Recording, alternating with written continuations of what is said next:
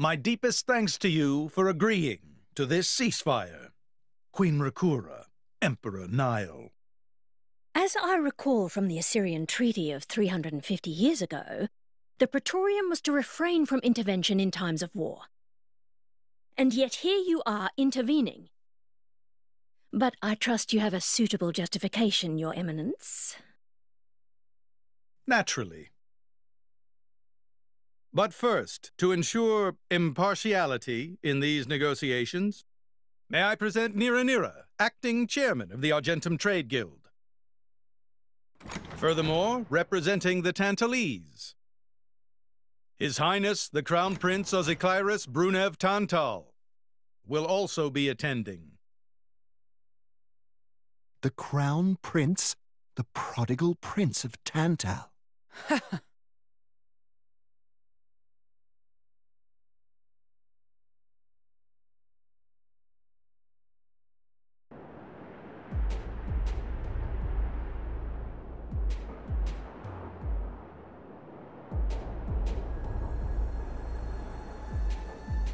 What a spectacle! Seems the Praetor has as much clout around here as ever. Could we not just take them out here and now? Good point. All the principal nations' heads gathered here? It'd make things easy later. The way to the world tree must first be opened. Wiping out mankind is the easy part. We could manage that ourselves. Even so... That isn't our only goal, remember? We must wait for the stage to be set. Is Jin serious about this? Yeah. I've been wondering that myself. Oh, he's serious. He always is. He will annihilate mankind, and then... he will kill the Architect.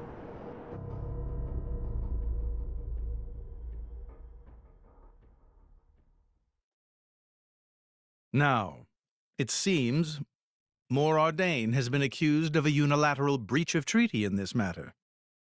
Emperor Nile, I open the floor to you. Is there anything you wish to say? While we are still conducting investigations into the cause, it cannot be denied that weaponry belonging to our forces was discharged against Uriah. Regardless of any possible reason and circumstance, we are prepared to offer recompense for this grave offence. So you want to settle this with money? We will provide any compensation deemed necessary. Perhaps I'm misunderstanding. To my ears, it sounds almost as if you mean to imply that the blame for these offences does not lie with your Majesty at all. We are investigating. I ask that we not draw any hasty conclusions. What need is there for investigation? I believe a cause has already been established. There are witnesses. And that would be?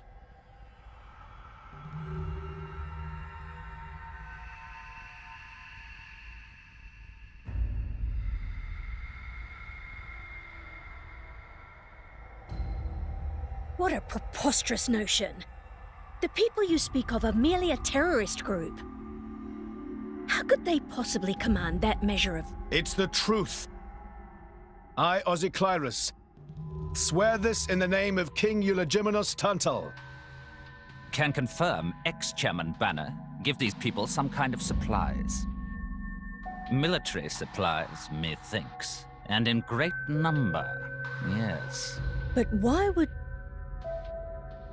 What if I were to tell you that the Aegis Malus, who raised the world 5 centuries ago, was involved? Ridiculous. Everyone knows he disappeared in a blaze of flame. He's very much alive, believe me. That arsehole, the Aegis, has confronted us in person. And if my word is not enough for you...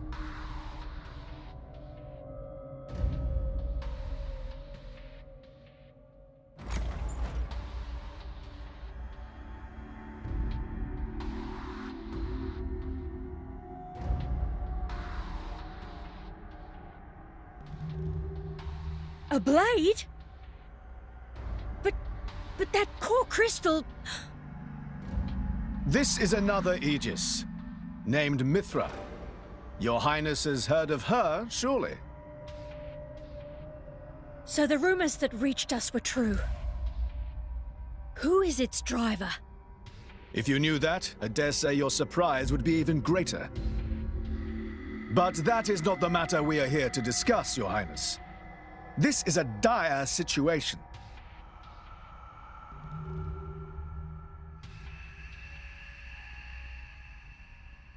"6 o'clock already.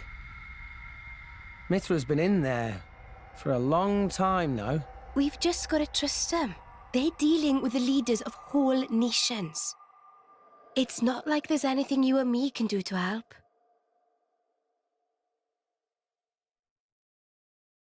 Ugh.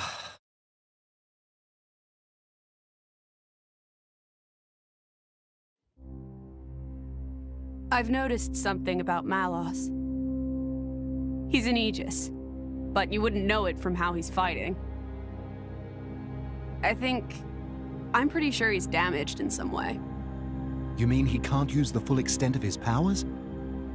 The wounds I dealt in our battle long ago may not be completely healed. His end goal is Elysium. He wants to go back to the place he was born.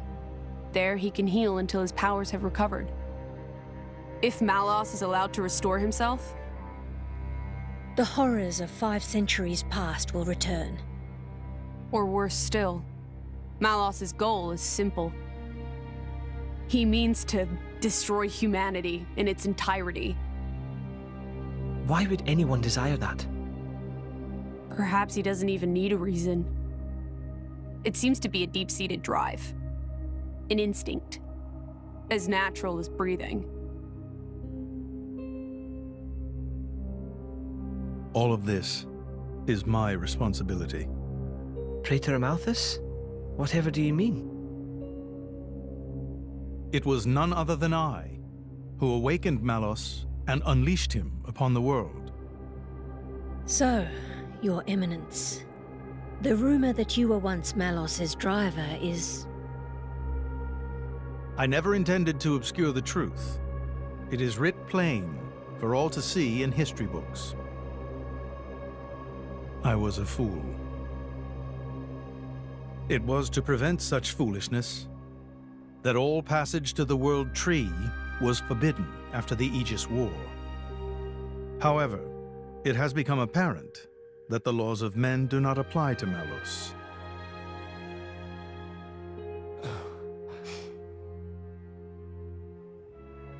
The time may have come to lift that restriction.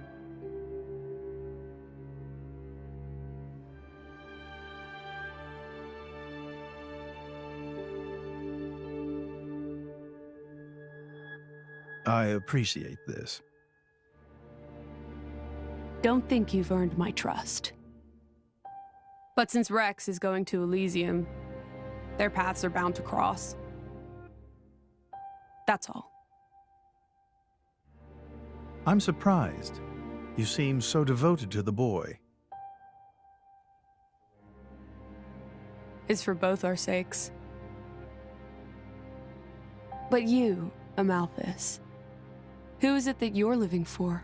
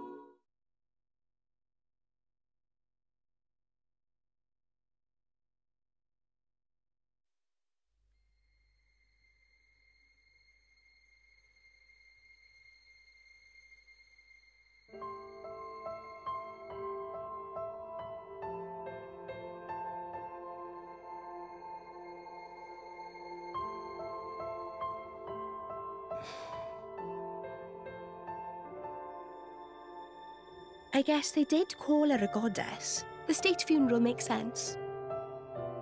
Shouldn't you be with him? He's a boy. Best not to bother them at times like this.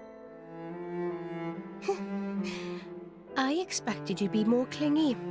You really are different from her. Actually, letting him be was more her idea than mine. Really? Pyra's? Get out. So wait, you're saying you want to go be clingy or what? I'll burn you. I kid. Sheesh.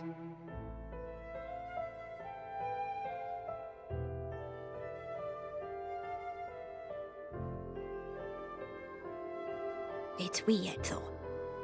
What is? I mean, don't you think it's odd? Normally, if a blade or its driver dies, it'll just go back to being a core crystal. So why is Fan just dead? I did wonder the same thing. There's only one way I know for a dead blade to keep its physical form. Remember Minoth? I mean Cole. He was a flesh eater. Yeah. But Fan wasn't a flesh eater. I can say that for sure. What's that? That's the shape of Fan's core crystal. Well, how it used to be. But now it's a triangle.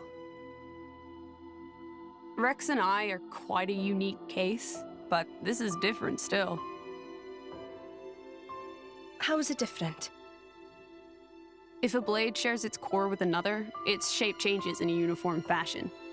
In our case, the center part went to Rex, and the outer part to us. I don't know why that is, but it seems to be a rule. But Fan's isn't like that. Exactly. It looks more like someone stole her core, doesn't it?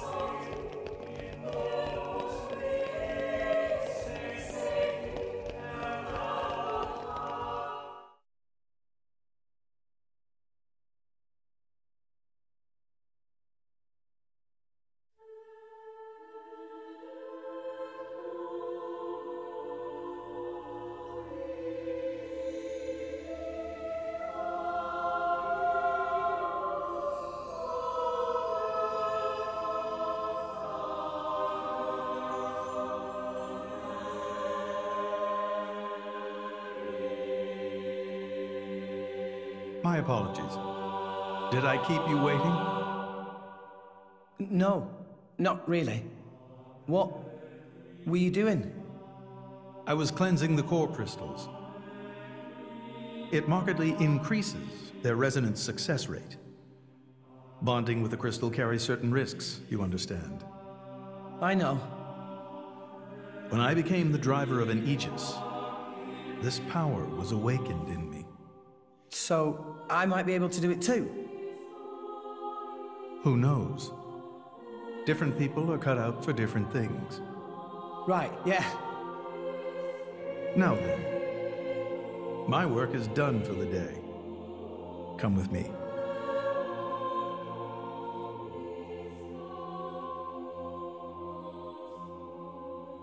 A special envoy?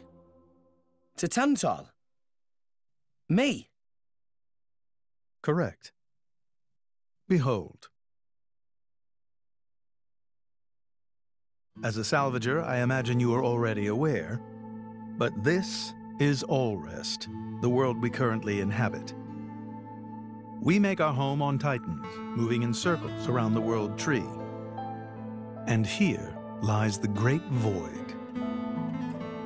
This void came into being 500 years ago. It did not exist prior to that. So I've heard. It's in our way anyway. It stopped us reaching the world tree. The Great Void is carved from the Cloud Sea by a monstrous beast known as Ophion. Wait, you mean that thing?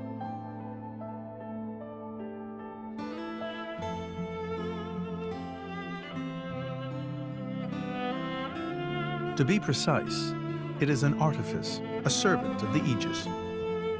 Of Mithra? So that thing is Mithra's. Then what did it attack us for? Doesn't make sense. Ophion was felled in the ancient battle with Malos, sinking below the clouds.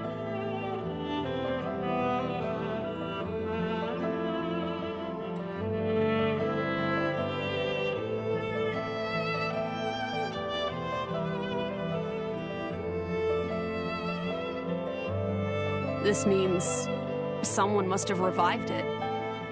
Correct. And you're saying that someone was Zeke's home country, Tantal? Yes. They gave Ophion one directive: to ensure that none approach the World Tree. They sought to prevent a repeat of the horrors of the Aegis War, so an obstacle was created, the Great Void. How did they manage a feat like that? As I've said, mankind is regressing. Only one artifact remains that can rescind Ophion's orders, and it lies in Tantal. It's called the Omega Fetter, and it's guarded by the royal family. I'll take you to it. I've prepared your envoy documents already. Your quest is to set foot in Elysium, correct? Malos and his ilk will surely seek the Omega Fetter for themselves. I would ask you to reach Elysium before they do, and inform me of what you find there. Do it as a favor for a once foolish old man, and so that people may have a future in this dying world.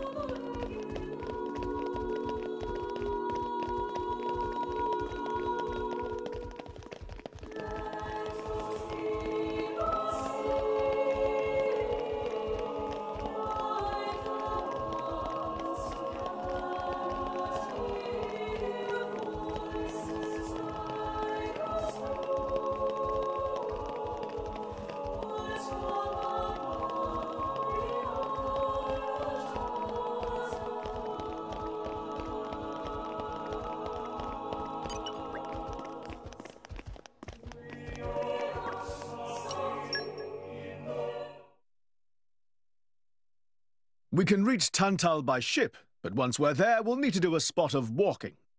So we're travelling with Shell, you? Never thought I'd see the day. I think you'll find I make a fantastic ally. Luck of Zeke not so great. Bet we shipwrecked by tomorrow. Cheeky furball. We're all gonna die. Hey, Zeke. You said before that Torna concerned you too. What did you mean by that? What? Oh, yeah, that. I don't know about those clans, but Torna, the country that fell 500 years ago, they were the ancestors of us Tantalese. The people of Tantal are descended from Adam, the hero of Torna who escaped its destruction. So, after Pyra fell asleep, Adam escaped to Tantal? That's right. That is the first I've heard of it. I have studied much history, but this story never featured. Most peculiar. We're humble. Don't really like to brag about it. The only real trace left is in this here sigil of the royal family.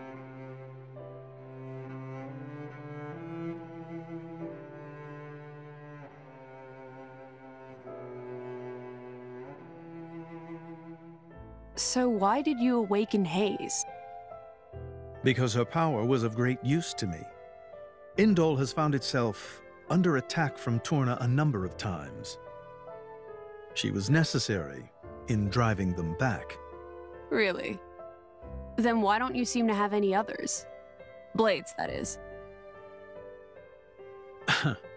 Driver though I may be, I am no fighter. Besides, I find the warrior monks here so reliable. They get the job done. If you say so. I wonder, do you know why Torna are using the name of a dead country? Jin was a blade of Torna once. Loyalty or nostalgia? Who can say? Perhaps both. Is that really all there is to it? You don't think so? I don't know much about what happened while I slept. There are no written records, either. All we have is stories passed down. And you think that is insufficient? History is a murky thing. Only those present can truly know what took place. But weren't you one of those present? And that is why I offer you my cooperation. I guess we'll find out if we go to Tantal.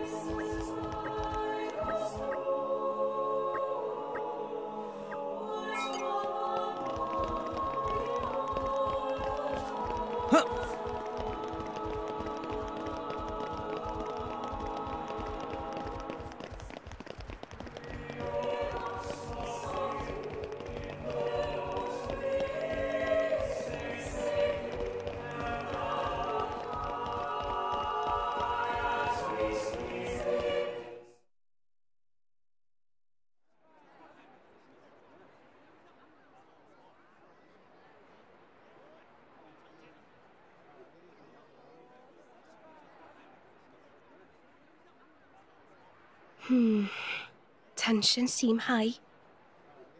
From what I gather, it seems an official summit is to be held between Morardain and Uriah. A summit? You mean about the recent punch-up? But I thought... Didn't Praetor Amalthus get him to stop and sort it all out? Perhaps there are some discussions they would prefer Indol not to be privy to. Besides, Uriah doesn't like to associate too closely with Indol. They'd hate to be seen as acquiescing to the Praetor's will. Got to keep up appearances, you know. Acquiescing? You what? Like letting him tell them what's what. For such a spanner, you sure use some big words. How come? Stop calling me that! Buzz off, kitty no-mates! Anyway, this summit would explain why Morag isn't around. Indeed. She has much to attend to.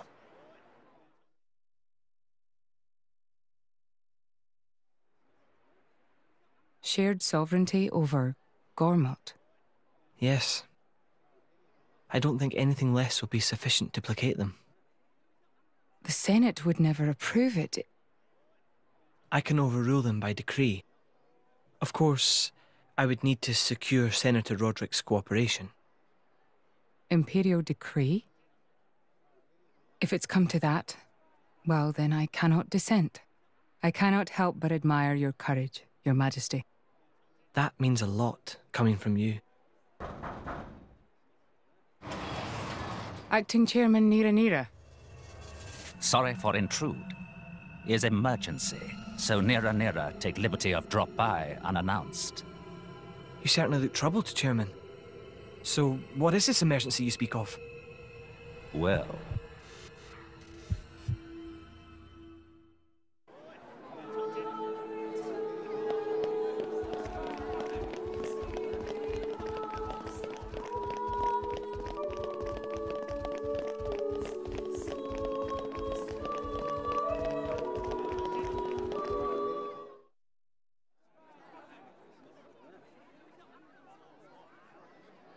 So, we can make our way to Tantal from here.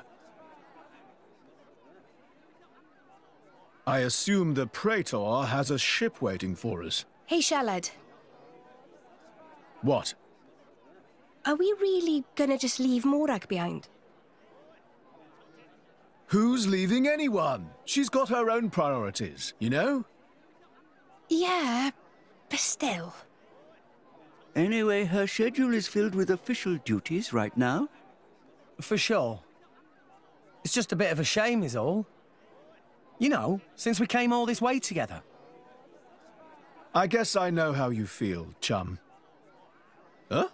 Speak of the devil.